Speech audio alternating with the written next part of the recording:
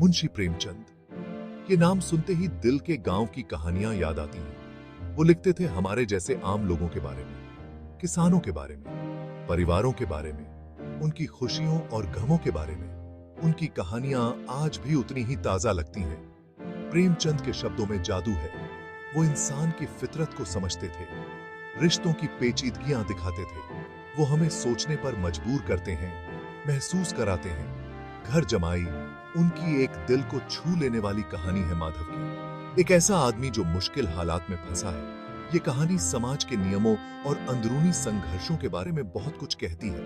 ये कहानी आपको सोचने पर मजबूर कर देती है। माधव एक घर जमाई है। वो अपनी पत्नी के परिवार के साथ रहता है। ये आसान नहीं होता। उसके साथ अलग तरह का व्यवहार होता है। हमेशा इज्जत नहीं मिलती। राम दुलारी माधव की पत्नी है। वो अपने पति से प्यार करती है, लेकिन वो भी उलझन में है। वो अपने परिवार और अपने पति के बीच फंसी हुई है। उसकी वफादारी दो हिस्सों में बंटी है। रामेश्वर बाबू राम दुलारी के पिता हैं। वो सख्त इंसान है।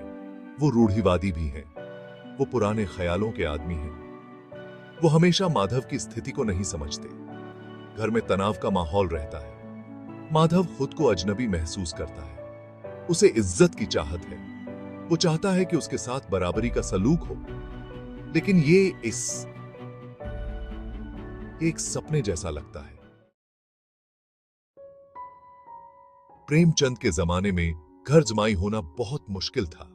समाज के बहुत सख्त विचार होते थे।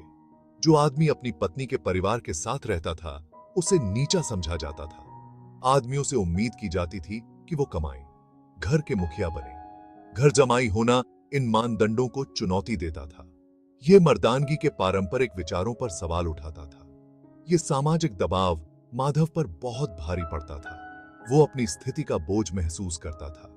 उसे हर समय उसकी हैसियत याद दिलाई जाती थी। उसकी आवाज अक्सर अनसुनी रह जाती थी।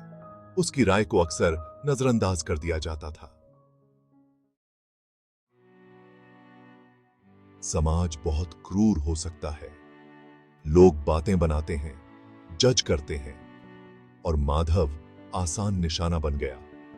लोग पीठ पीछे फुसफुसाते थे, उसकी मर्दानगी पर सवाल उठाते थे। ये बातें माधव के कानों तक पहुंचती थीं। इससे उसका आत्मसम्मान कम होता था।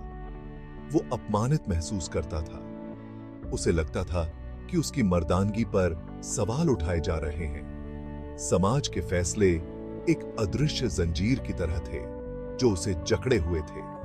माधव इज्जत चाहता था, उसे सम्मान की चाहत थी, लेकिन समाज के पूर्वाग्रहों ने इसे मुश्किल बना दिया था।